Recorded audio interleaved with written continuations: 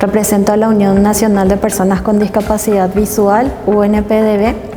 Es una asociación abocada a las personas con discapacidad visual, ciegas o con baja visión dentro del territorio nacional.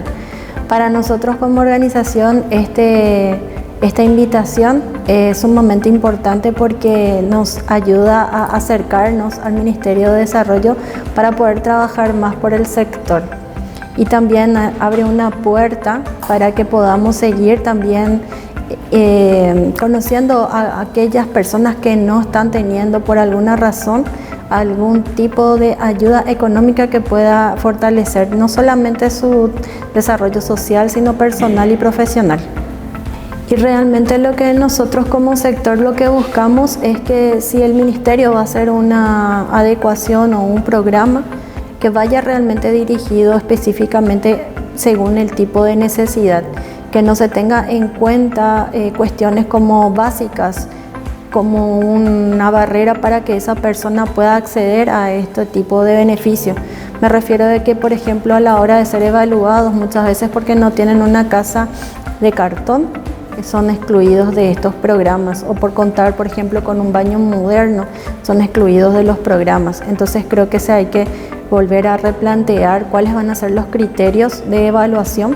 y tener en cuenta, así como dije al principio, que la discapacidad es una condición que no solamente afecta a un sector, sino puede afectar a cualquiera y es muy costosa. Como organización, lo positivo que nos llevamos es la apertura que tiene el Ministerio de Desarrollo para con nuestro sector, ¿verdad?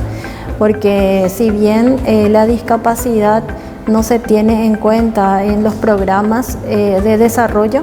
creo que esta es una oportunidad para que se puedan crear específicos programas para poder paliar lo que es o erradicar la pobreza extrema que estamos teniendo dentro de nuestro sector. No hablo solamente como persona con discapacidad visual, sino en general,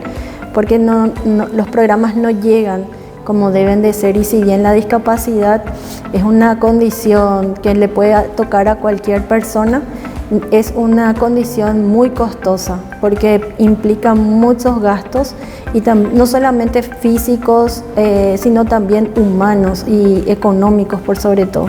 Entonces por eso celebramos esta oportunidad y esta apertura.